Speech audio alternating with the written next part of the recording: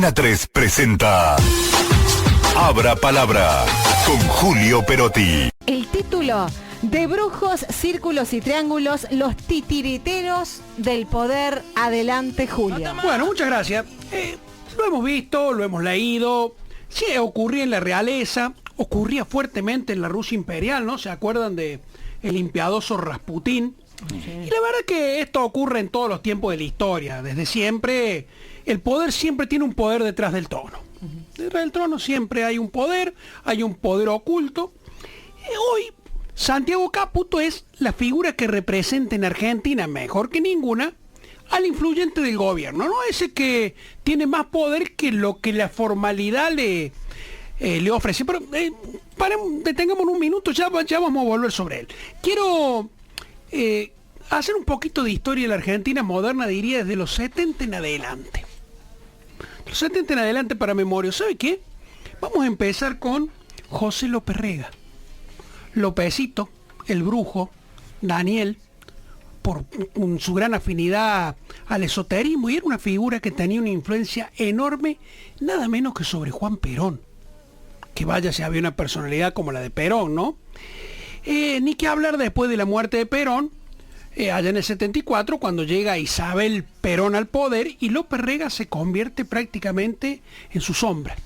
López Rega fue ministro de Bienestar Social, incluso desde el gobierno mismo de Perón, aún de antes, desde Cámpora, y desde ese cargo creó la AAA, la Alianza Anticomunista Argentina, el sangriento terrorismo de ultraderecha que asoló a la Argentina, ¿no?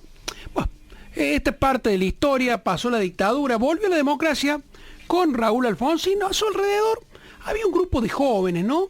La famosa Junta Coordinadora Nacional, o conocido como la Coordinadora, era un grupo juvenil que había nacido en el año 68, lo lideraba en aquel momento Luis Changui Cáceres, ¿no? Santafesino.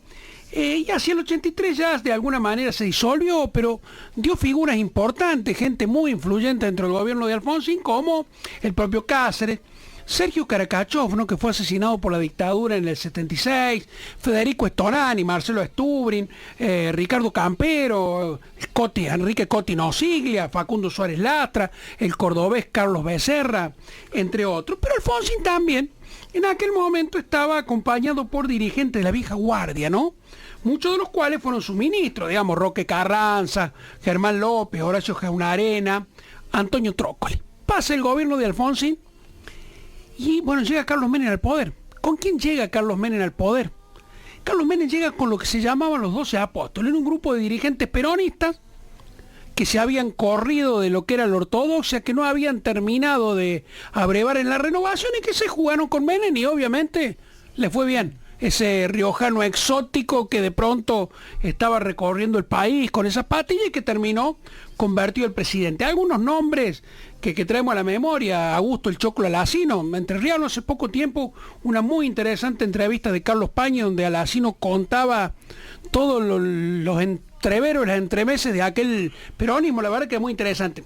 Alberto Pierri, Antonio Banrel, Alberto Coan, que ahora vive acá en las sierras de Córdoba, pero también desembarcaron muchos riojanos. Entre ellos estaba obviamente su hermano Eduardo Menem, y quien fue su histórico secretario privado, Ramón Hernández. Pero tampoco había una figura detrás del trono. La personalidad de Menem, la verdad que no lo hubiese permitido. Menem dejaba hacer. El ejemplo de Carlos Corach como ministro del Interior era claro. Corach iba siempre al frente, pero Menem lo dejaba hacer. Mientras no lo molestaran con la Ferrari, digamos, los muchachos hacían la de ellos, pero no había nadie que tuviera una influencia tan fuerte por detrás, al menos que se supiera. Fernando de la Rúa, digo, porque vamos pasando, el grupo Yusi, ¿se acuerdan?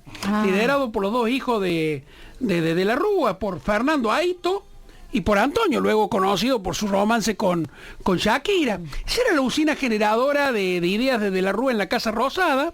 Algunos nombres para recordar: Fernando de Santibáñez, ¿se acuerdan? Fue jefe de la CIDE. Darío Lopérfido, un hombre muy vinculado a la cultura. Andrés Delich, que fue ministro de Educación, hijo del polaco Delich, el rector de la Universidad Nacional de Córdoba. Hernán Lombardi, Darío Richard, entre otros. Cae de la Rúa, y todos ellos prácticamente desaparecieron de escena. Más, la mayoría se dedica a la actividad privada. El único que vemos siempre es Hernán Lombardi, que todavía se dedica a la política.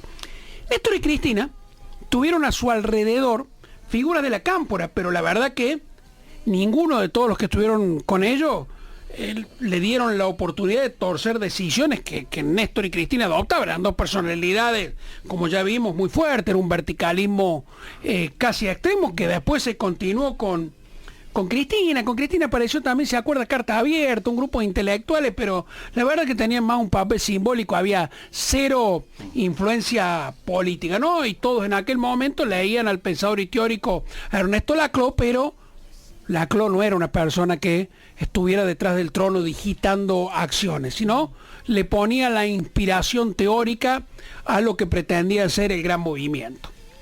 Pero a la hora de la acción, Néstor y Cristina eran ellos y designaban ellos a quien actuaba, como podía ser Julio de Vido. Mauricio Macri en el poder, quizá la figura que más se recuerde, pero como consejero también fue el politólogo Jaime Durán Barba.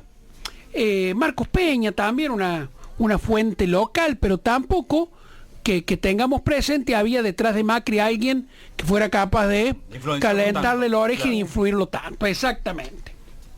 Alberto Fernández, bueno, Alberto se recostó sobre consejeros que eran figuras que venían básicamente del peronismo porteño, Vilma Ibarra, Juan Manuel Abal Medina, igual, Enrique Albistur, el que le prestaba el departamento, el Pepe Albistur. Y si evaluamos el resultado de la gestión de Alberto Fernández, la verdad que no va a ser muy fácil encontrar que los consejeros hayan sido de mucha utilidad. Sí, no. Y llegamos tiempo presente, Javier Milei, en la presidencia. Y aquí es donde reina lo que hemos hablado muchas veces, el triángulo de hierro, los hermanos Milei y Santiago Caputo. Y está el poder que Javier Milei le otorga a su hermana, Karina, que está le llama el jefe. Casi nada. Y hoy está en entredicho respecto de quién operó esto de las criptomonedas. Y ahí si recibieron algún dinero. Recibieron algún dinerillo por abajo, en definitiva, ¿no? Pero además está Caputo. Santiago Caputo, digo, insistimos, no confundir con Luis Toto, el crack, el ministro de Economía, el mejor ministro de Economía del mundo, no tiene nada que ver. Lo cierto es que Santiago Caputo es el que también está en el ojo de la tormenta, ¿no? Están saliendo permanentemente a la luz mucho de su manejo sin tener un cargo formal en el gobierno, porque no es otra cosa que un asesor del presidente. Miren, se puso en el ojo de la tormenta cuando interrumpió la entrevista que le estaba haciendo Johnny Viale a Javier Milei, porque había una respuesta que para él incomodaba al presidente. Esta mañana, con Miguel Claria, habló el senador Antonio Poltroni. ¿Se acuerda que lo echaron de la Libertad Avance? ¿Sabe qué contó Poltroni? ¿Qué contó? De que Santiago Caputo lo llamó para pedirle que se callara la boca, cuando Poltroni empezó a plantear algunas objeciones. O sea, tiene el poder concedido suficiente para llamar a un senador de la nación elegido por el pueblo de su provincia para hacerlo callar, o trasciende porque lo cuenta muy casi ingenuamente Manuel García Mancilla, que fue Santiago Caputo el que le ofreció el cargo en la Corte Suprema. Digo, parecería que es un titiritero superpoderoso, hasta que por supuesto metió la pata y quedó expuesto. Y tanto que dicen que a Santiago Caputo le gusta la novela de Giuliano D'Empoli, El mago del Kremlin, que la tiene arriba de su escritorio. ¿Saben qué?